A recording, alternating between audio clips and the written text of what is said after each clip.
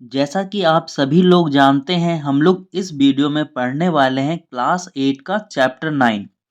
तो प्रश्नावली 9.1 इसमें जो है हमारा सबसे पहला क्वेश्चन है कि निम्न का अनुपात ज्ञात कीजिए। ठीक है, तो अनुपात क्या होता है और हम लोग अनुपात कैसे ज्ञात करते हैं। सपोज अगर हमें दिया हुआ है कि मोहन के पास 20 बॉल है। ठीक है, मोहन के पास कितना बॉल है? 20। और सोहन के पास 30 बॉल है। ठीक है, सोहन के पास कितना बॉल है? 30। अगर हमें इनका अनुपात निकालने दिया जाए तो अनुपात हम लोग कैसे निकालेंगे? हम लोग लिखेंगे 20 बटा 30, है ना।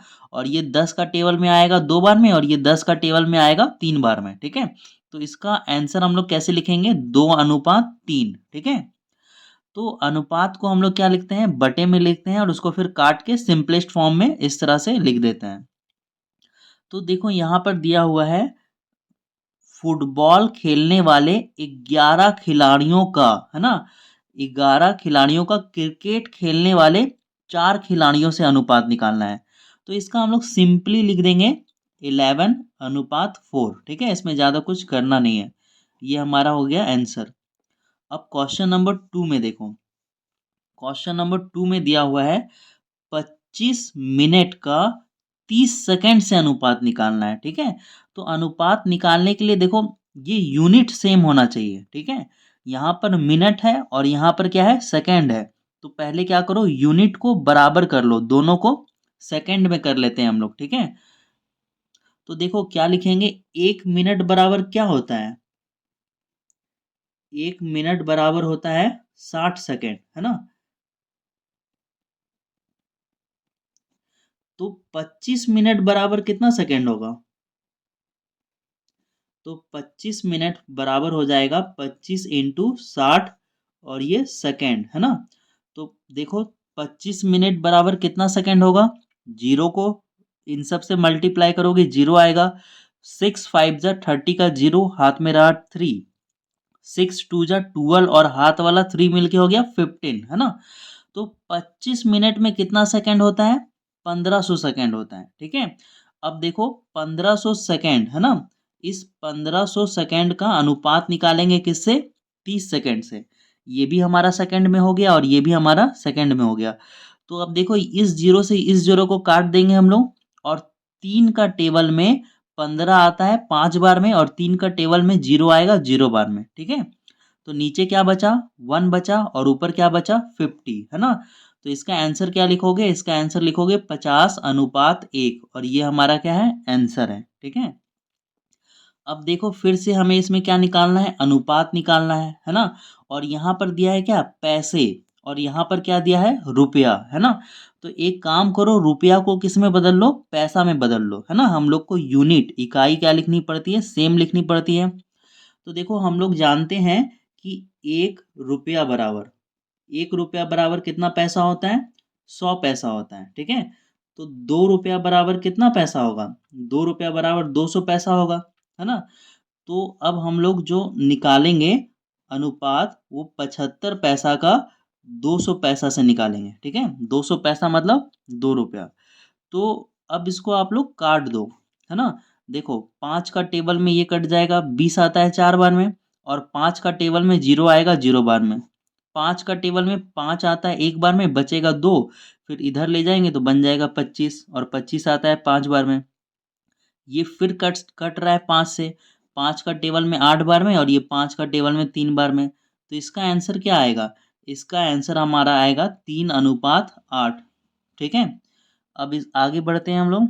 और देखो क्वेश्चन नंबर 4, है ना। इन सभी में हमें क्या करना है? अनुपात निकालना है। तो क्या निकालना है? 20 केलों का 3 दर्जन केलों से। तो हम लोग जानते हैं कि 1 दर्जन केला बराबर कितना केला होता है? बताओ, 1 दर्जन केले बराबर 12 केले हम लोग लिखेंगे। ठीक है, तो 1 दर्जन में अगर 12 केले होते हैं तो 3 दर्जन में कितना केला होगा? तो लिखेंगे 3 दर्जन केले, है ना, बराबर कितना हो जाएगा? 3 गुना 12 और ये कितना आएगा? 12 तिया 36 केला आएगा। ठीक है, तो अब क्या करोगे, अनुपात निकालोगे। तो क्या निकालना है, 20 किलो का अनुपात निकालना है 36 किलो के साथ। ठीक है, ये कट जाएगा। 4 का टेबल में 9 बार में, 4 9 जा 36। 4 का टेबल में 5 बार में, 4 5 जा 20। तो इसका अनुपात क्या आएगा, इसका आएगा 5:9 आएगा। ये हमारा क्या है, आंसर है। ठीक है, अब देखो क्वेश्चन नंबर 2 में चलते हैं हम लोग। क्वेश्चन नंबर 2 में दिया हुआ है, निम्न अनुपातों के प्रत्येक पदों को प्रतिशत में बदलिए। ठीक है, हमें कुछ अनुपात दिया हुआ है, जैसे कि झारखंड के गांव तथा शहरों की जनसंख्या का अनुपात दिया हुआ है। कितना, 4:1, है ना। तो देखो अ, हम लोग लिखेंगे गांव गांव का अनुपात। ठीक है, देखो तो गांव का अनुपात कितना हो जाएगा, गांव का अनुपात हो जाएगा 4। ये आपको दिख रहा है, गांव का अनुपात हो जाएगा 4। और शहर का अनुपात कितना हो जाएगा, शहर का अनुपात हो जाएगा 1। तो हम लोग लिखेंगे कि गांव की जनसंख्या का अनुपात, इधर से लिखते हैं। ठीक है, गांव की जनसंख्या, गांव की जनसंख्या का अनुपात। तो गांव की जनसंख्या का अनुपात दिया हुआ है 4, है ना। उसके बाद लिखेंगे शहर की जनसंख्या का अनुपात। ठीक है, शहर की जनसंख्या का अनुपात कितना दिया हुआ है, 1 दिया हुआ है ना। मैंने इन्वर्टेड कॉमा दे दिया, इसका मतलब यही उतारना है ना। अब देखो कुल अनुपात कितना होगा, यहाँ पर लिखेंगे कुल अनुपात।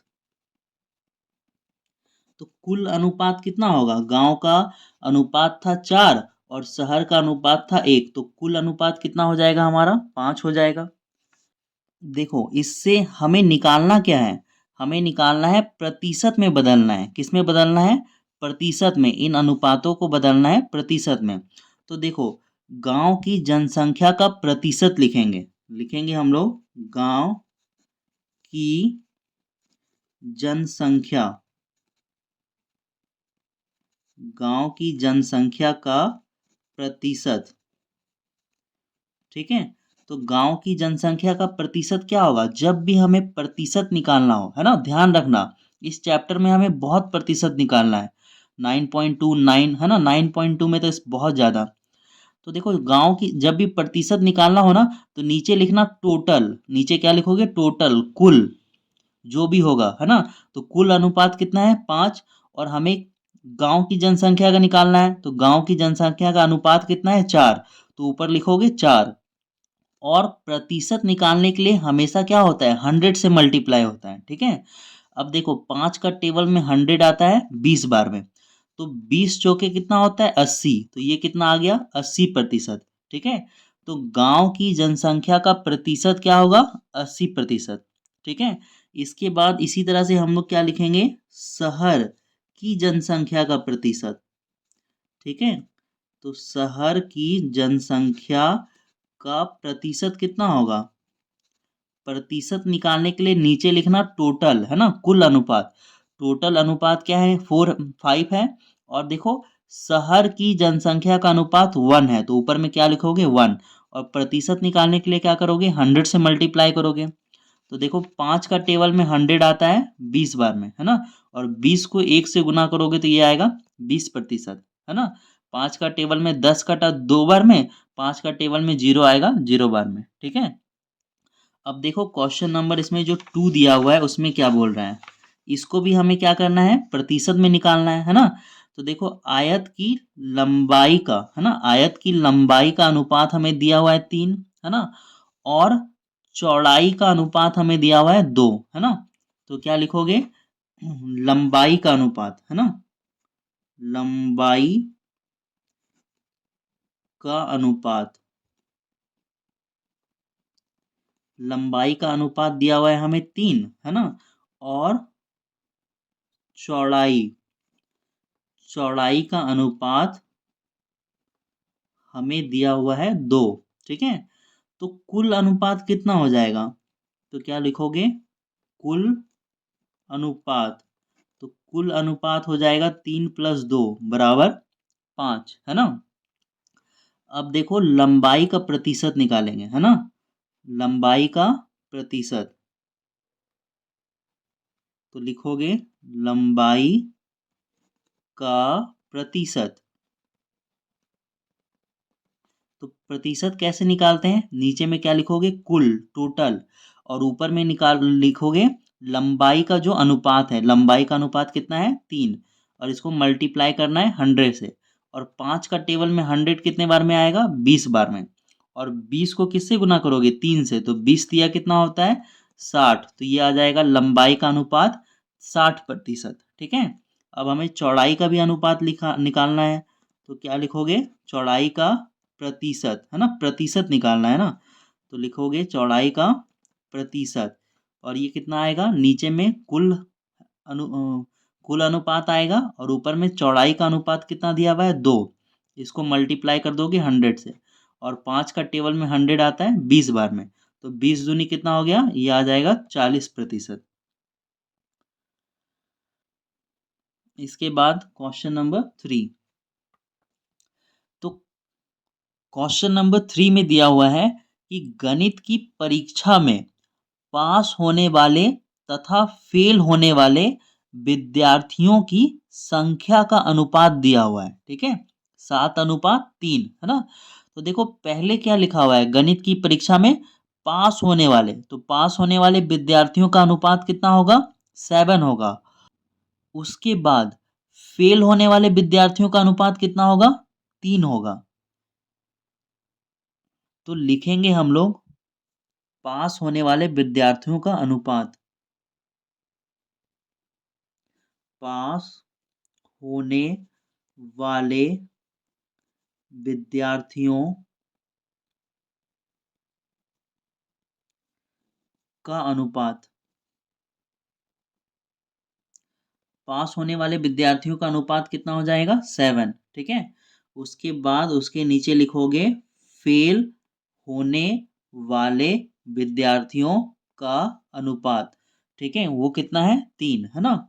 इसका मतलब क्या है, यहाँ पे लिखा आएगा होने वाले विद्यार्थियों का अनुपात बराबर 3। ठीक है। तो कुल अनुपात कितना होगा,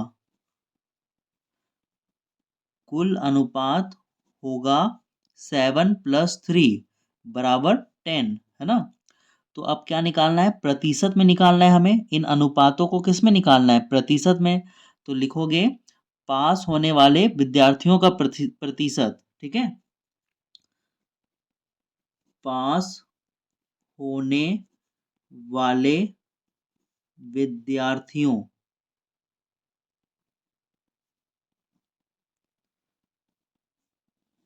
का प्रतिशत, नीचे में क्या लिखते हैं, कुल अनुपात लिखते हैं, और ऊपर में पास होने वाले विद्यार्थियों का अनुपात कितना है, 7, और इसको किससे मल्टीप्लाई करते हैं, 100 से। 10 का टेबल में 100 आएगा 10 बार में, तो ये 7 10 जा कितना हो जाएगा, 70, है ना। तो पास होने वाले विद्यार्थियों का प्रतिशत होगा 70%। उसके बाद लिखोगे फेल होने वाले विद्यार्थियों का प्रतिशत, फेल होने वाले विद्यार्थियों का प्रतिशत। तो नीचे में कुल अनुपात लिखोगे 10, और फेल होने वाला का अनुपात कितना है, 3, और इसको किससे मल्टीप्लाई करोगे, 100 से। तो 10 का टेबल में 100 आता है 10 बार में, और ये 10 दिया कितना होगा, 30%, है ना। तो फेल होने वाले विद्यार्थियों का प्रतिशत हो गया 30, है ना। अब हम लोग चलते हैं क्वेश्चन नंबर 3 में। तो क्वेश्चन नंबर 3 में हमें दिया हुआ है 50 आमों के समूह में, है ना। तो आमों की संख्या कितनी है, तो हम लोग लिखेंगे आमों की संख्या। तो आमों की संख्या कितनी है, 50 है। तो 50 आमों के समूह में 60% आम पके हुए हैं। तो 50 आम है ना, उसमें 60% आम बिल्कुल पके हुए हैं। तो बिना पके हुए आमों की संख्या बताना है ना। तो बिना पके हुए आमों की संख्या हम लोग कैसे निकालेंगे, तो सबसे पहले हम लोग क्या करते हैं, पके हुए आमों की संख्या निकालेंगे। ठीक है, चलो निकालो पहले पके हुए आमों की संख्या। तो क्या लिखोगे, पके हुए आमों की संख्या। तो कितना आम पका हुआ होगा, टोटल आम कितना है, 50 आम है, और 50 का 60% आम पका हुआ है। ठीक है, तो पके हुए आमों की संख्या क्या होगा, 50 का 60%। तो 50 का 50 लिखोगे, और का मतलब होता है मल्टीप्लाई। ठीक है, का मतलब होता है मल्टीप्लाई। तो देखो आपने बोर्ड मास अगर पढ़ा होगा ना, बोर्ड मास, तो उसमें भी आता है ये। ओ का मतलब क्या होता है, ओ का मतलब होता है ऑफ, है ना, ओ का मतलब होता है ऑफ, और हिंदी में इसको हम लोग का बोलते हैं, याद आ रहा है आपको। तो देखो का मतलब होता है मल्टीप्लाई। ठीक है, तो यहाँ पर 60 है ना, तो 60 का 60 लिख दोगे, और जब ये प्रतिशत हटाओगे ना, तो हमेशा क्या लगेगा, नीचे में 100 लगेगा। जब भी परसेंट हटाओगे नीचे में क्या लगेगा, 100। इस जीरो से इस जीरो को काट दो, इस जीरो से इस जीरो को काट दो। ठीक है, तो 6 बचे कितना हुआ, 30, है ना। तो पके हुए आमों की संख्या कितनी हो गई, 30 हो गई। ठीक है, देखो पके हुए आमों की संख्या बराबर 30 हो गई। तो बिना पके हुए आमों की संख्या कितनी होगी, फिर लिखेंगे बिना पके हुए आमों की संख्या। बिना पके हुए आमों की संख्या। तो देखो टोटल आम कितना है, टोटल आम है 50, और 50 ठो में तो 30 ठो क्या है, पका हुआ है। तो बिना पका हुआ कितना होगा, 20 ठो। 50 में पका हुआ घटा दोगे, तो जो बिना पका हुआ है वो निकल जाएगा। तो इसका आंसर कितना होगा, 20। अब देखो क्वेश्चन नंबर 4। क्वेश्चन नंबर 4 में बताया गया है कि राज, है ना, आपके बुक में नाम अलग हो सकता है लेकिन क्वेश्चन सेम होगा। तो देखो नाम दिया हुआ है राज, है ना, राज प्रथम से 10वीं वर्ग तक, क्लास 1 से क्लास 10 तक पहुंचने में केवल प्रथम श्रेणी या द्वितीय श्रेणी लाया। ठीक है, तो राज क्लास 1 से क्लास 10 तक जब पढ़ाई किया, या तो उसने फर्स्ट डिवीजन लाया, या फिर क्या लाया, सेकंड डिवीजन, है ना। तो यदि 4 बार द्वितीय श्रेणी लाया, 4 बार कितना लाया, सेकंड डिवीजन लाया, द्वितीय श्रेणी लाया, तो प्रथम श्रेणी फर्स्ट डिवीजन प्राप्त करने की प्रतिशत बताना है। यहाँ पे ध्यान देना, प्रतिशत बताना है। ठीक है, तो हम लोग लिखेंगे सबसे पहले, हम लोग कुल परीक्षाओं की संख्या क्या लिखेंगे, कुल कुल परीक्षाओं की संख्या। कुल परीक्षाओं की संख्या, तो उसने कितनी बार परीक्षा दी होगी, क्लास 1 से 10 तक पहुंचने के लिए उसने कितनी बार परीक्षा दी होगी, तो 10 बार परीक्षा दी होगी, है ना। कुल परीक्षाओं की संख्या हो गया 10, है ना। एग्जाम कितने बार दिया होगा, 10 बार दिया होगा, फाइनल एग्जाम। तो द्वितीय श्रेणी कितना बार लाया, है ना, तो लिखेंगे द्वितीय श्रेणी, है ना, द्वितीय श्रेणी यानी कि सेकेंड डिवीजन। तो द्वितीय श्रेणी वो लेके आया 4 बार, है ना। तो प्रथम श्रेणी कितनी बार लाया होगा, तो क्या लिखोगे, प्रथम श्रेणी। तो प्रथम श्रेणी कितने बार लाया होगा, टोटल एग्जाम कितना दिया, 10 बार, और 10 बार में से 4 बार द्वितीय श्रेणी लाया। तो प्रथम श्रेणी क्या लाया होगा, 6 बार लाया होगा, है ना, क्योंकि क्लास 1 से 10 तक पहुंचने में या तो उसने प्रथम श्रेणी लाया या फिर द्वितीय श्रेणी लाया। 10 बार एग्जाम दिया और 4 बार द्वितीय श्रेणी लाया है, तो 6 बार क्या आया होगा, प्रथम श्रेणी, है ना। अब देखो यहाँ पे दिया हुआ है प्रथम श्रेणी प्राप्त करने को प्रतिशत में ज्ञात कीजिए। प्रथम श्रेणी जो प्राप्त किया है ना, इसको प्रतिशत में निकालना है। ठीक है, तो हम लोग लिखेंगे प्रथम श्रेणी प्राप्त करने का प्रतिशत। प्रथम श्रेणी प्राप्त, प्रथम श्रेणी प्राप्त करने का प्रतिशत। तो प्रथम श्रेणी प्राप्त करने का प्रतिशत कैसे लिखोगे, सबसे पहले नीचे में क्या लिखोगे, है ना, कुल लिखते हैं। तो कुल परीक्षाओं की संख्या कितनी है, 10 बार है। टोटल कितनी बार परीक्षा दिया था, 10 बार। उसमें प्रथम श्रेणी का प्रतिशत निकालना है। तो प्रथम श्रेणी लाया 6 बार, और प्रतिशत निकालने के लिए हमेशा क्या करते हो, 100 से मल्टीप्लाई करते हो, ठीक है। तो 10 का टेबल में 100 आएगा 10 बार में, तो प्रथम श्रेणी प्राप्त करने का प्रतिशत क्या होगा, 6 10 जा 60, है ना। तो 60% होगा। ये हमारा है आंसर। अब हम लोग चलते हैं क्वेश्चन नंबर 5 में। देखो क्वेश्चन नंबर 5 जो है ना, बहुत ही इंपॉर्टेंट क्वेश्चन है। इंपॉर्टेंट क्वेश्चन इसलिए है क्योंकि इसी क्वेश्चन में एक ऐसा लाइन आता है जो आपको समझना बहुत ही ज़रूरी है, क्योंकि उसका इस्तेमाल जो है ना, हम लोग आने वाला अगला एक्सरसाइज 9.2 में भी करेंगे। और हो सकता है बहुत लोग इसी क्वेश्चन को देखने के लिए इस वीडियो पे आए होंगे, ठीक है। तो मेरे बुक में लिखा हुआ था नाम वसीम, है ना। आपकी बुक में नाम अलग हो सकता है, लेकिन क्वेश्चन सेम रहेगा, है ना। कुछ नाम जो है बदलते रहता है। तो मेरे बुक में दिया हुआ है, वसीम अपने कुल वेतन का 80% खर्च कर देता है, और खर्च करने पर कितना बचता है उसके पॉकेट में, 180 रुपया। तो शुरू में उसके पास कितने रुपए थे, है ना। तो शुरू में उसके पास कितने रुपए थे, तो मान लेते हैं कि शुरू में उसका जो वेतन मिला होगा ना, वो मान लेते हैं एक्स, ठीक है। तो लिखेंगे माना वसीम का वेतन बराबर एक्स, है ना। लिख लेते हैं माना, आपके बुक में जो नाम दिया होगा वो नाम लिखना, माना वसीम का वेतन, माना वसीम का वेतन बराबर एक्स, ठीक है। अब देखो हम लोग लिखेंगे प्रश्न से, है ना। क्वेश्चन में बोला है कि 80% खर्च कर देता है, तो किसका खर्च करता है। देखो टोटल उसका वेतन, कुल वेतन कितना है एक्स, और एक्स में खर्च करता है, तो कितना खर्च करता है, 10 रुपया 20 रुपया, कितना खर्च करता है ना। तो नहीं मालूम कितना खर्च करता है। टोटल कैश पैसा उसके पास कितना था, x रुपया, टोटल वेतन उसका एक्स है, तो एक्स का 80% खर्च करेगा, ठीक है ना। एक्स का 80% खर्च करने पर उसका बचता है 180 रुपया, है ना। तो ये लाइन सबसे ज्यादा इंपॉर्टेंट है, इसको समझना है आपको, ठीक है। तो देखो वसीम का कुल वेतन कितना है, कुल वेतन टोटल रुपया एक्स है, और एक्स में उसने खर्च किया, तो क्या करोगे, खर्च किया तो घटाओगे, तो कितना घटाओगे, 80% नहीं घटा सकते सिर्फ। अगर 80% घटाओगे तो किसका 80% घटेगा ये भी तो बताना पड़ेगा। तो एक्स का 80% घटेगा, ठीक है। जो भी उसका वेतन था उसके पास, उसका 80% खर्च करने पर कितना बचा, 180 रुपया। तो अब इसको सॉल्व कर लो।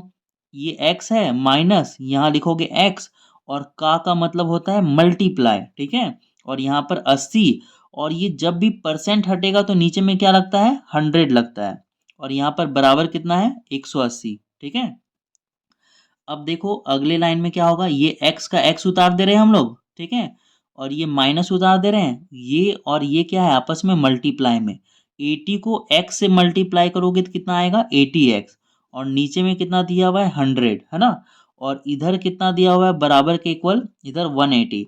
अब यहाँ पर कुछ नहीं है तो क्या मान सकते हैं, 1, है ना। अब ये बन जाएगा हमारा भिन्न का घटाव, है ना।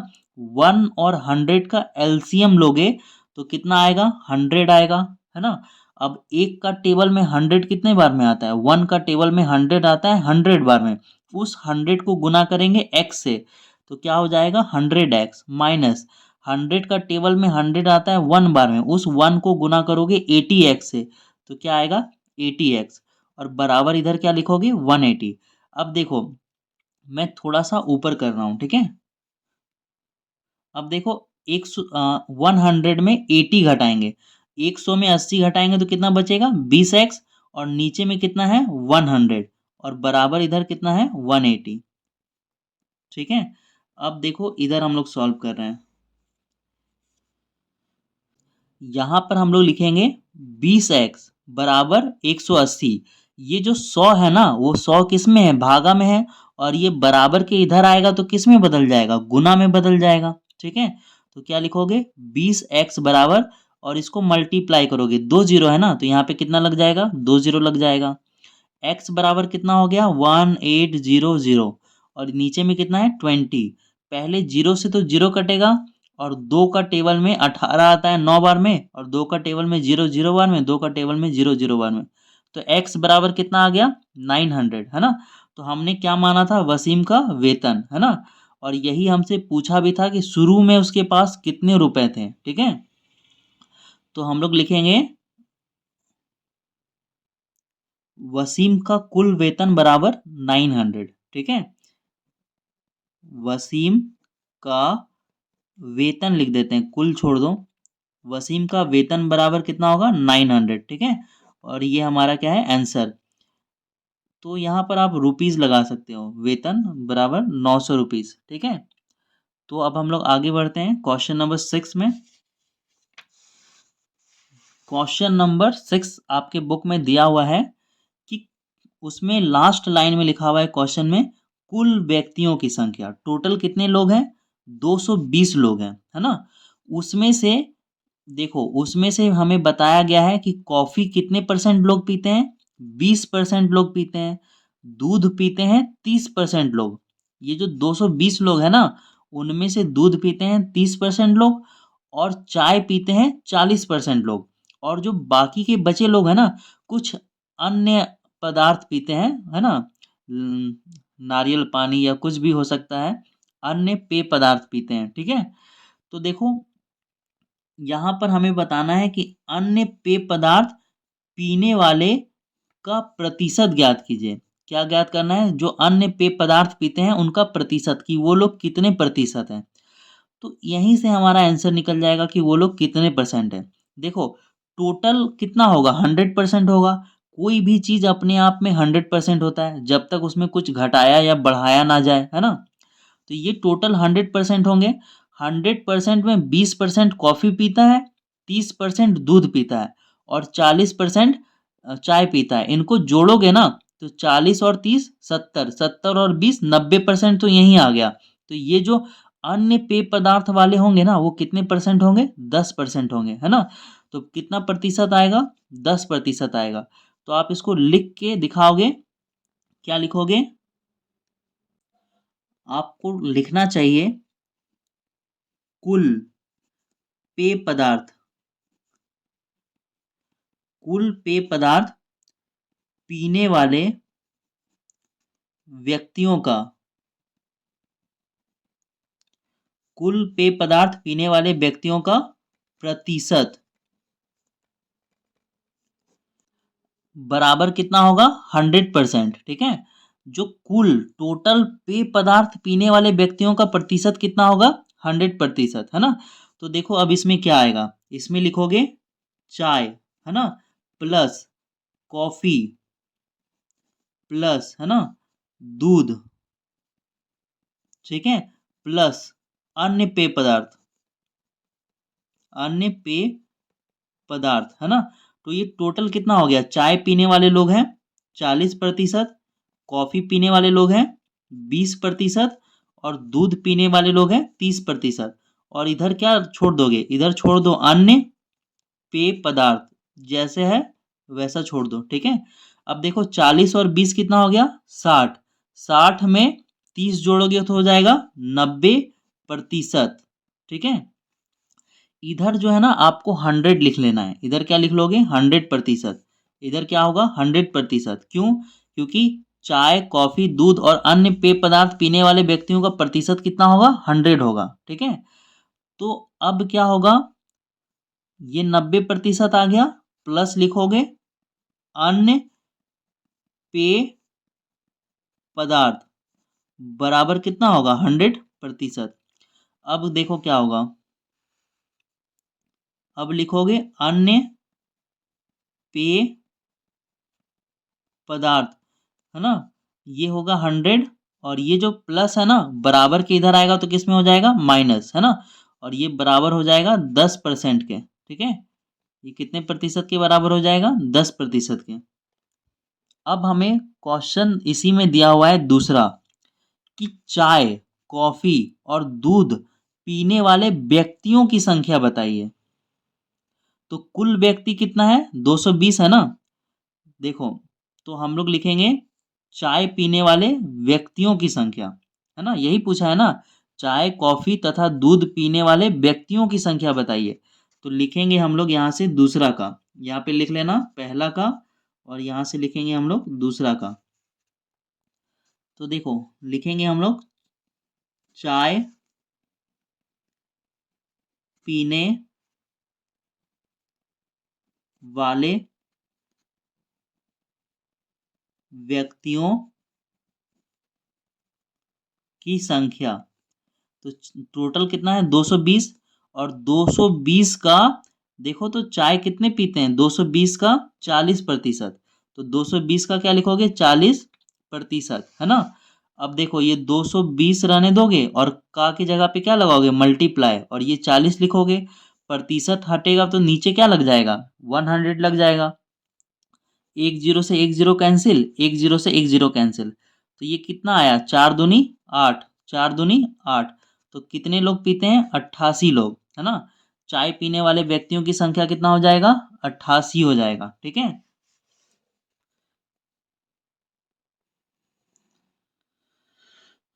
उसी तरह से कॉफी पीने वाले व्यक्तियों की संख्या निकालेंगे हम लोग। ठीक है। यहाँ पे लिखेंगे कॉफी पीने वाले व्यक्तियों